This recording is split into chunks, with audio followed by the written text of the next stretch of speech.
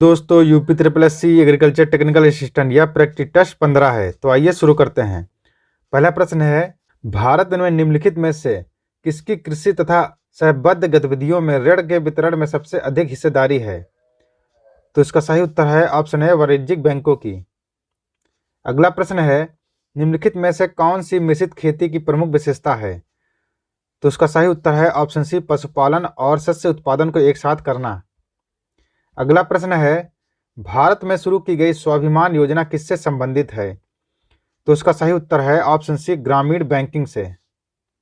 अगला प्रश्न है, भारत में बैंकों द्वारा प्राथमिक क्षेत्र ऋणदान से तात्पर्य किसको ऋण देने से है? तो इसका सही उत्तर है ऑप्शन डी उपयुक्त सभी से, यानी कृषि, लघु, माइक्रो एवं छोटे उद्यम, ऑप्शन सी दुर्बल वर्ग। अगला प्रश्न है, भारत में कृषि उत्पादों के बाजार को किसके अधीन विनियमित किया जाता है? तो इसका सही उत्तर है ऑप्शन बी राज्यों द्वारा अधिनियमित कृषि उत्पाद विपणन समिति अधिनियम के द्वारा। अगला प्रश्न है, कृषि उत्पादन में काष्ठ के हलों के स्थान पर इस्पात के हलों का उपयोग निम्नलिखित में से किसका उदाहरण है?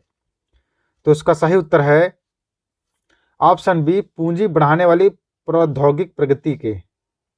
अगला प्रश्न है, गन्ने की उचित एवं लाभप्रद कीमत को निम्नलिखित में से कौन अनुमोदित करता है? तो इसका सही उत्तर है ऑप्शन है आर्थिक मामलों की मंत्रिमंडलीय समिति।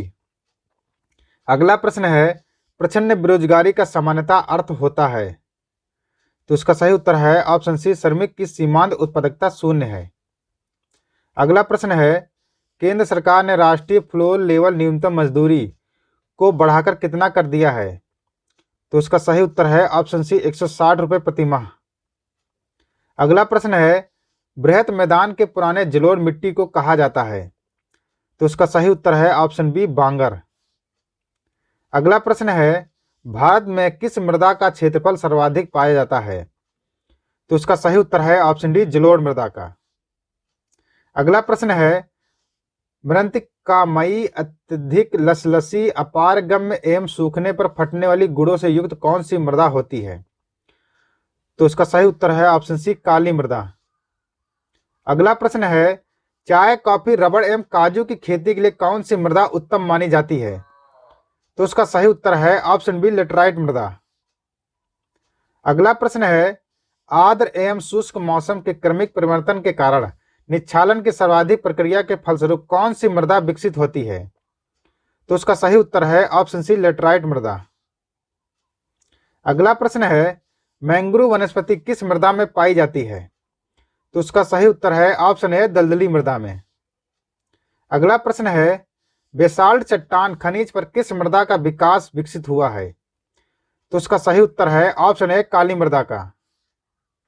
अगला प्रश्न है, ग्रेनाइट, नीस और शिस्ट जैसी प्राचीनतम प्रवर्तित चट्टानों की टूट फूट से किस मृदा का विकास हुआ है? तो उसका सही उत्तर है ऑप्शन बी लाल मृदा का। अगला प्रश्न है, एंटीसॉल गढ़ के अंतर्गत भारत की कौन सी मृदा रखी गई है? तो उसका सही उत्तर है ऑप्शन ए नवीन जलोढ़। अगला प्रश्न है, 7वां सन्निकटन मृदा वर्गीकरण की पद्धतानुसार दक्षिण भारत की काली मृदा किस गढ़ में रखी गई है? तो उसका सही उत्तर है ऑप्शन डी वर्टिसॉल में। अगला प्रश्न है, मृदा संगठनानुसार सामान्य मृदा में कार्बनिक पदार्थ की कितनी प्रतिशत मात्रा पाई जाती है? तो उसका सही उत्तर है ऑप्शन ए 5 से 10%। अगला प्रश्न है, पौधों की वृद्धि सामान्यतः किस मृदा पीएच के मध्य होती है? तो उसका सही उत्तर है ऑप्शन ए 6 से 7.5 पीएच पर।